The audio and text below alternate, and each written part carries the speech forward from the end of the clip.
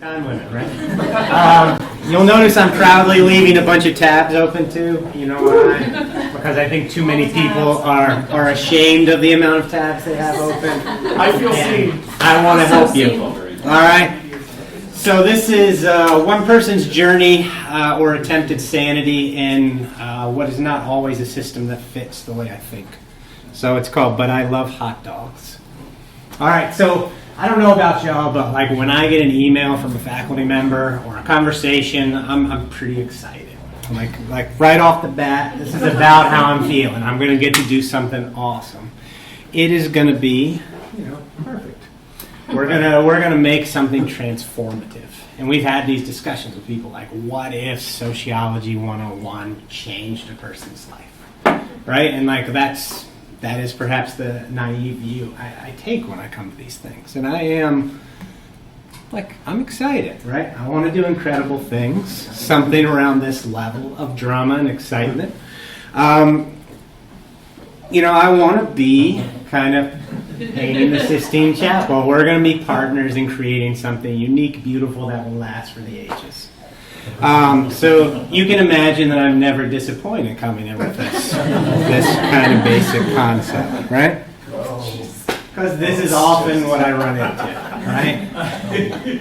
I come in thinking we're going to create culinary fusion, beautiful things that will remain for forever, and they want hot dogs, and not just like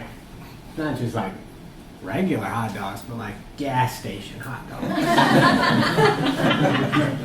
Hot dogs, you don't know how long they've been on those rolls.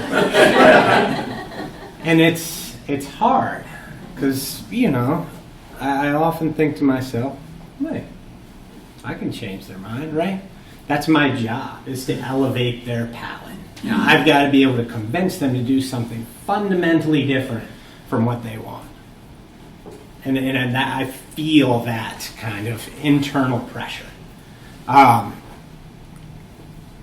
Like this is now, we'll get towards unicorns that shoot lasers out of their horns, maybe. Something better. I still feel like if I was good enough at what I was doing, I'd be able to get to something like this. Or maybe if I'm not that good, I can at least convince them to get some other type of food. I don't know what these emojis represent. I don't know what that is. And this is some sort of bowl of something. But at least it's not a hot dog, right? I've got to be able to change kind of what they want. Like that's part of how I think, right? And then we'll be like Maverick and Ice, or high fives all around for everybody. But over the years, it just comes back to this. Like, they didn't want that. And even when I can convince somebody to do something, like fundamentally different and better, they're often angry about it. And it becomes horrible, and will slowly undo all of the good things that we did. And I'm saying my stuff is better. I'm not equivocating at all. My stuff is better. I'm confident of that. I'm not, I have no doubts. And you can mark that up to arrogance. You can mark it up whatever you want. I know that a number of the things we've built have been better than what they wanted. And, it still gets undone. And the number of gross hot dog gifs that are out there is astronomical if you ever want to look around. And this one I found particularly disgusting, probably because that's kind of how I felt. This is how I would feel afterwards, right? Me and Marty, even being able to see into the future, I would still not be able to convince people to do some of these things. Or it would just be this heartbreaking destruction of something that I felt was beautiful, and reconstituted into just this gas station hot dog. And I've struggled with this. I haven't been doing this for forever, but 18 years or something. So this is a long time to have your dreams and hopes smashed repeatedly. And I've done this at a variety of levels. I've done this on the kind of technology liaison level. I've done it at trying to do high level organizational change, you keep seeing these rough things happen, and you feel like this if you care about this stuff and doing it well.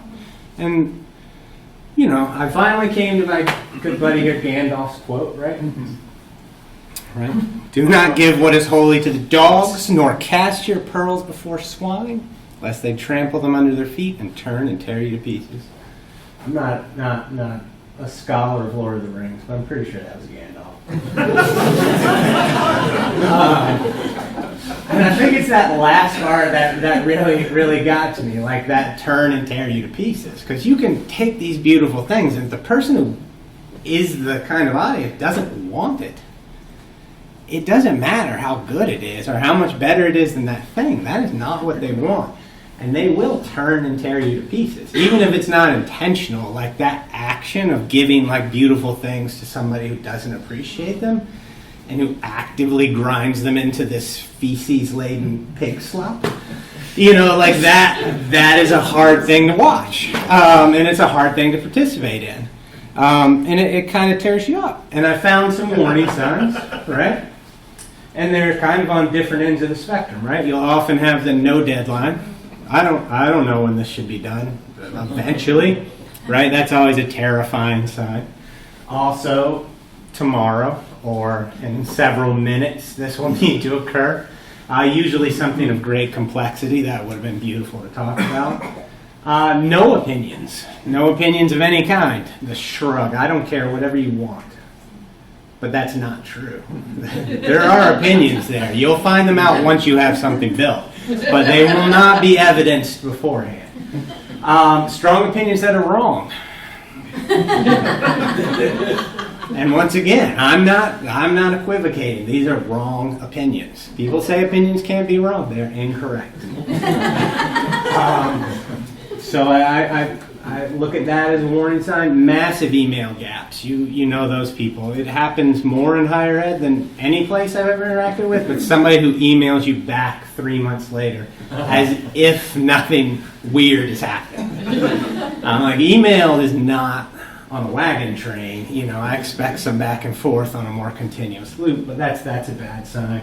And then the emails that just hit you in flurries, like they're on I am with you. Those are also warning signs. Doing stuff for these people is and can be a black hole because it sucks your energy, your time, kind of all the joy out of doing this stuff. You're pouring stuff down a thing that will continue consuming as much as you have. And it will just compress it into a little ball of darkness that will only create more darkness. Right? But in many of our jobs, you don't really have a choice to turn people down, right? Like you have to balance like happy people. Like that's what you want to do. To some degree, you're facilitating whatever it is they want to do. And I've struggled with this because also I'm just like, I like to help people. It's part of why I got in this job. I like to do things well. I like to do things, that make people happy. And so my new motto is like, essentially if it's not killing anyone and it's just a terrible hot dog choice, my goal is to find the least effective dose of interaction with them, right? I want to deliver this hot dog to them as soon as possible in jet, right? So that's not gas, that is speed. My kids were criticizing, gas station hot dogs, and this is one of the few presentations my kids kept gathering around to see what I was doing. So that was their view on what that looked like. And I avoid this, because this is what I felt like with some of the things I built. I deserve to be in the shame cube. And it's kind of hard based on the intro keynote we had today. Like knowing when to make a stand for these things is hard. And I think that's part of the battle here. But part of what I'm trying to do is say, like, I'm not going to waste time fighting certain fights I can't win. I'm going to try and make beautiful things with the people who want to do that. I'm going to stop this shame cube. Hope is necessary. I'm going to try and find it. Here are some things I'm going to avoid that I found like hurt me over time. You can go online and find all the people in the world to complain about this to. And you can complain together for forever. And that cycle, for me, robs me of energy. I might sometimes go, like, it's nice to have confirmation, but clearly I'm not suffering from a lack of self-esteem or arrogance. Like, I'm pretty confident I'm right. I don't need somebody to be sad with me. At the same time, you can find endless people to fight with online. You can go pick as many fights online as you want and get in these vicious arguments. And some people, like, this elevates them. One of the sociology professors at our school, Tressie, she fights with people online all the time. I can barely read her stuff because it stresses me out so much. Maybe you feed off of that kind of furious social media battle. And if so, awesome. For me, it's a drain. It just eats me up, so I don't do it anymore. I will occasionally start to write it, and then usually can erase it before actually sending it. And I'm at like 98% lately. This is my motto, right? Care less about more, which sounds depressing. I am going to argue it's liberating because the stuff I do care about, I care about very much. And I'm going to focus my energy and time on these few things rather than caring about everything and just being ground to bits. I want to make stuff. I want to find other people who are making awesome stuff, see what they're making, celebrate it, right? In some cases, that means finding an audience or being my own audience. Because, I mean, in the perfect world, you have somebody at the other end who wants this thing. And, like, I'll look on, like, Twitter, I'll skim it, and I'll make stuff for people I don't know. I'll answer Stack Overflow questions sometimes when I'm feeling depressed. You know, just to know, like, I did something positive to help somebody out. Like, that's the kind of thing that kind of charges me up and, like, makes me be able to sustain through these other things. You know, and just looking out there and looking like, what are the good things? Who do I associate with them? Like, I started to list a bunch of people that kind of I liked, but then I was like, probably half of them are here, and that will get embarrassing. But, you know, like, find those people who do kind of make you excited to see what they're writing, what they're doing. Those are the people you want to cultivate as people that you follow in these places. And then find things you think are cool and follow that. This was one that has just spoken to me for a long time. This is Brett Victor's stuff on explorable explanations. When I think about what higher ed could be doing and what they should be doing in terms of interactive media for education, this is the guy that I go back to time and time again. And I can look at his stuff just endlessly and be like, this is amazing. This is what I should be shooting for. How do I figure out, how do I find people to do this? You know, there are places like this, the pudding, that is building out these sort of things. And often you see I'm not looking usually within education, honestly, to be inspired for most of this stuff. It's usually something outside, but I'm quite all right with that. And this was something even that Jeff showed me just the other day. You know, just these types of things just being fundamentally different and exciting to me. And some of them are like this, meant to be educational, teaching us about machine learning. But I also am inspired by weird stuff like this. If you have to log in now to see the stuff, but oh, it's so gorgeous. It's just a beautiful thing. And it's teaching you a thing again. In this case, it's recipes. But when I look around the web, I always look for places where people are learning with joy out of choice. No carrots, no sticks. They're just going to a place because it's educational. And some of them are beautiful like this, but they're also like Stack Overflow. No one's ever going to accuse that of being attractive or like an exciting visual experience, but it's people getting together, trying to teach and learn and do good stuff. And that's kind of this pattern. Is like nothing revolutionary here, but right? Don't do stupid stuff. Mine isn't quite at that level, but it's, you know, you try and find a space where you can keep doing good things rather than quitting, right? Because I think that's an easy thing to do nowadays. It's just be like, look at all the stuff in the key dot. Like, all that stuff is real. Like, as they were going, I'm finding, like, actual articles and companies that do all of those things. Some of which I think had the same names.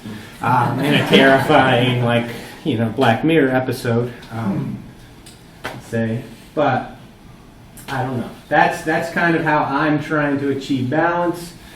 If there are questions after that, I'm happy to answer what I can. I'm about 5 minutes, right?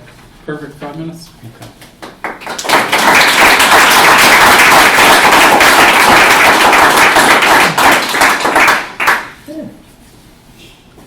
There. So what's your favorite kind of hot dog? I hate hot dogs. Like I mean, real life. I mean, like sausage, I guess. Okay. And this is partly because I grew up with a kid who then went to prison, and I ran into him as a restaurant guy at the Hotel Roanoke when we went to a conference there. And his goal in life was to create artisanal sausages. He wanted to raise the pigs and do all that stuff in the description. And I just kept thinking, like when I'm talking to him, I'm not gonna shoot down his dreams. And I was just like, how crazy it is that this guy from Alabama goes to jail, ends up at this hotel in Virginia, and is now talking about artisanal sausages. And so that happened maybe 5-6 years ago, and it's stuck in my head ever since. 'Cause some of that description stuff was what he was describing. Like, I don't know anything about sausages. I'm curious, you have this slide where you talked about like, well, if it's not like poison, then you should just do it anyway. But so what are some examples of things that like would be poison? And what are some things you would say no to? Oh, that's a good question. What have I said no to? And usually I will lie my way out of no's, like we don't have capacity or da da da da. So like, what have we turned down lately? I mean, lockdown browser conversations I can usually talk my way out of. I can usually get out of anything that's a dramatic increase in surveillance support, or even those discussions. Try and walk them back to like at least another person. If not, don't do that. Like sometimes that's all I can do is hand off the guilt. But a lot of the stuff around, like, can we just figure out how to observe them better? And part of that is I'll just be like, look, give me 5 minutes and I'll show you how I defeat this thing that you want to do. So it's perhaps trivial to attempt it. Sometimes that's effective, often it isn't. Other than surveillance stuff, we've talked people out of buying things. That's not quite poisonous, but at least sometimes we can be like, you usually walk them down the key performance indicator stuff as associated with money, and then you can use the poisonous talk of KPIs to undo the bleeding of resources to private companies. Often I use accessibility to do that, because what was a yellow dig they wanted us to buy? And we used accessibility as a giant shield because their stuff wouldn't pass the weak Act 2 stuff. So like I'm cowardly in certain ways like that. But I'll also try and use like what I find to be generally problematic language, at least on my own side occasionally. So, anyway, hopefully it was at least entertaining. Yeah. I want to say it's definitely not a question, so I'll put that right up front. But thank you for this this talk in particular, because I think this is something that we don't talk enough about in sort of academic technologist circles, and that is the affective labor that we put into the work that we do. And especially because at faculty they see us as the people who will do magic and fix problems with the tech and wave our magic tech wand. But there is also this very real caring element that people don't typically associate with technologists, right? And so I think it's really important to have these conversations and to do these kinds of presentations to extend those conversations and create a space to keep having them and to expand the richness of the work that we do. So thank you so much for that. I appreciate it. I tried to find that vendor, but I couldn't ever get them to send back a W-4. Magic Tech Wands Inc. All right. Well, good. Beautiful. Thank you all. Thank you so much.